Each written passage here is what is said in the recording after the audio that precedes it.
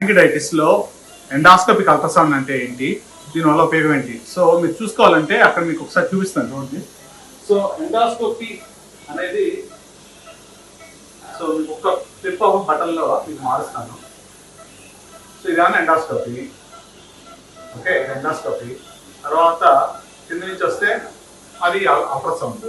ఇప్పుడు మీకు ఒక పాయింటర్ పెట్టి చూపిస్తాను.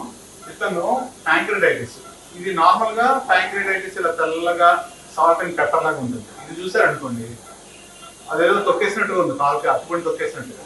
సో ఇది జనరల్గా దీని వెయిన్ అంటాము, క్లినిక్ వెయిన్ అంటాము. సో దీని పైన ఉన్నదంతా ప్యాంక్రియాటిస్. సో ఎండాస్కోపిక్ అల్ట్రాసౌండ్ లో చాలా నీట్గా తెలుస్తుంది. Endoscopic ultrasound so endoscopic ultrasound లో కావాల్సిన ప్రాసెస్ ఏంటి, సో దీన్ని ఎందుకు ఉపయోగిస్తాం ప్యాంక్రియాటిస్ లో? ఇది ఎందుకంటే ఆ ప్యాంక్రియాస్ దగ్గరగా పొట్టలో నుంచి ప్యాంక్రియాస్ వెనకాల చూస్తాము. గొడవపెట్టి కొడుకున్నాడు పెయిన్ పేషెంట్, సో అది వేరే సంగతి కానీ సో పెయిన్ లేకుండా చేయించుకోవచ్చు, లేటెస్ట్ టెక్నాలజీ. సో ప్యాంక్రియాటిస్ పేషెంట్ కడుపులు నొప్పి గ్యాస్ లాగా ఉందని వచ్చాడు. సో కడుపులు నొప్పి గ్యాస్ లాగా ఉన్న ప్యాంక్రియాటిస్ ని నార్మల్ స్కాన్ లో తెలియకపోయినా దీంట్లో ఎందుకు తెలుస్తుంది. Thank you.